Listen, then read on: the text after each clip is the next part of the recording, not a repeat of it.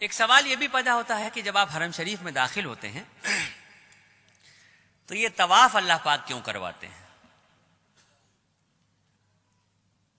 عجیب سا سوال ہے نا بھائی.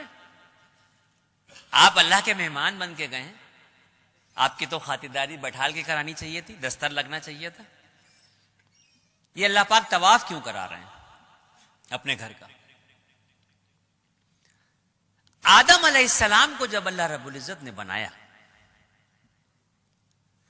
فرشتوں کو جب یہ حکم دیا کہ آدم کو سجدہ کرو، اللہ رب العزت نے آدم علیہ السلام کا اور فرشتوں کا ذہنی اعتبار سے مقابلہ کروایا، اور اس ذہنی اعتبار کے مقابلے میں آدم علیہ السلام کی جیت ہوئی، اور فرشتوں نے 7ویں آسمان پہ بیت المعمور کے نام سے اللہ کا ایک گھر ہے اس کا طواف کیا.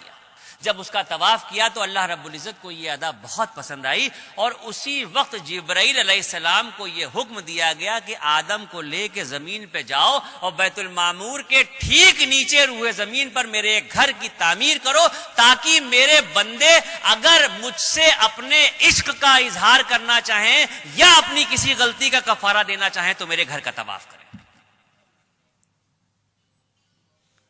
اگر مجھ سے اپنے عشق کا اظہار کرنا چاہیں یا اپنی کسی غلطی کا کفارہ دینا چاہیں تو میرے اس گھر کا طواف کریں.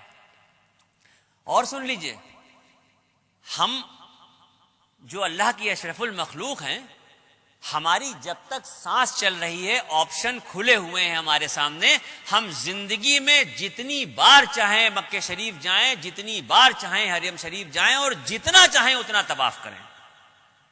لیکن وہ جو بیت المعمور کے نام سے اللہ کا گھر ہے جس کے فرشتے صرف طواف کرتے ہیں، تو 70,000 فرشتے روز اس گھر کا طواف کرتے ہیں، اور ایک بار جو فرشتہ طواف کر رہا ہے قیامت تک اس کا دوبارہ نمبر نہیں آئے گا. اتنے فرشتے ہیں، اس درجہ طواف ہو رہا ہے کہ ایک بار جو طواف ہو رہا ہے وہ دوبارہ نہیں آئے گا.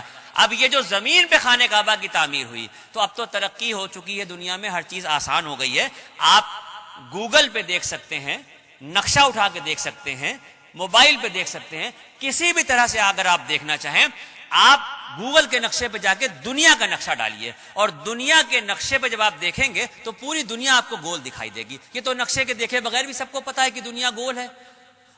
اس دنیا کے گول کے بیچ میں جو سینٹر ہے، بالکل انچوں سے ناپ لیجئے، ایک ایک سوت کے حساب سے ناپ لیجئے، پوری جو گول دنیا ہے اس کے بیچ کا جو سینٹر ہے، اس گول سینٹر پہ یہ کعبۃ اللہ کی تعمیر ہوئی ہے.